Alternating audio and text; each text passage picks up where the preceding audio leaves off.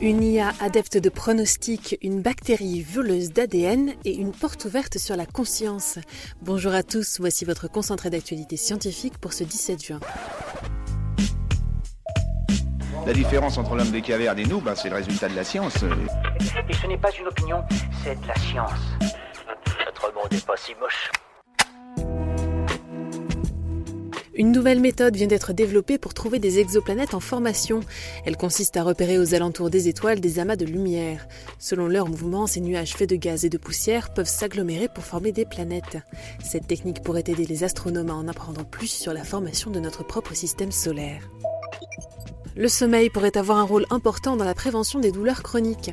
Une nouvelle étude montre que les problèmes de sommeil pourraient annoncer près de 30 ans à l'avance l'apparition de ces pathologies handicapantes. Le manque de sommeil affecterait la perception de la douleur qui troublerait nos nuits en retour dans un cercle pour le moins vicieux.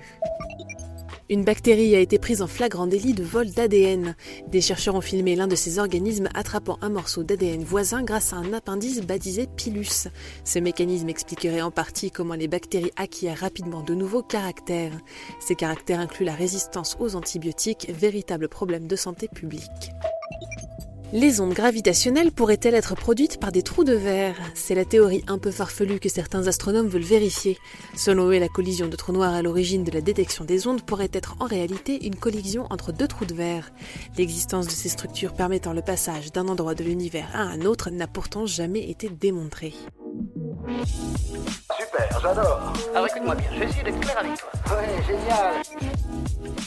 Une intelligence artificielle connaîtrait déjà le gagnant de la Coupe du monde de football. Après 100 000 simulations basées sur des compétitions précédentes, l'équipe de chercheurs estime que l'équipe d'Espagne sortira vainqueur de l'édition 2018.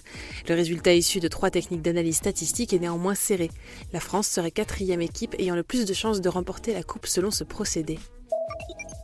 Selon une étude scandinave controversée, les résultats aux tests de QI seraient en baisse, une tendance qui a déjà été remarquée au début des années 1970. Toutefois, ces résultats ne font pas l'unanimité. En effet, si les résultats sont en baisse, c'est peut-être tout simplement l'outil qui a besoin d'être changé. Des neurologues auraient découvert une séquence d'activation de neurones correspondant à notre conscience.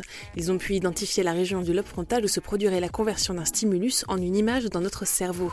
Cette zone s'activerait 2 longues secondes avant qu'une image ne se forme dans l'esprit du sujet étudié.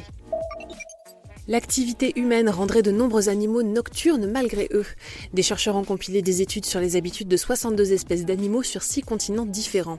Résultat, la présence humaine augmenterait en moyenne de 20% leur activité nocturne, même chez les animaux habituellement diurnes. C'est tout pour aujourd'hui, nous vous disons à demain pour un nouveau concentré d'actualité scientifique. Voilà. Il ne reste plus qu'à vous remercier de votre attention. Au revoir.